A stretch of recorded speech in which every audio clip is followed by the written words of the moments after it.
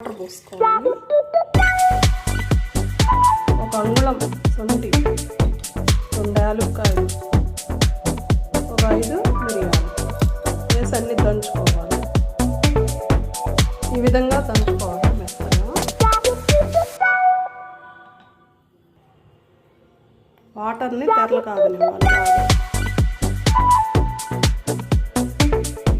Spoon వేసుకోవాలి పొడి.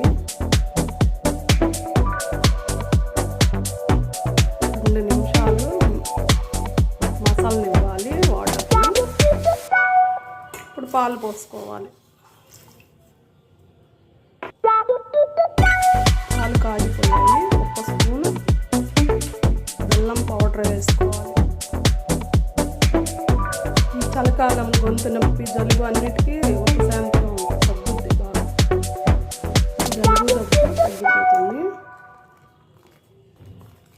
Coffee పొడి లేకుండా శొంఠి కాఫీ కావాలంటే కాఫీ పొడి వేసుకోవచ్చు, నేను వేయట్లేదు.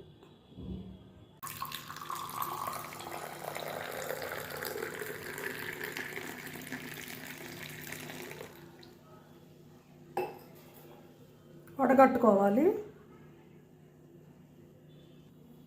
శొంఠి కాఫీ రెడీ. వేడివేడిగా గొంతుకి హాయిగా.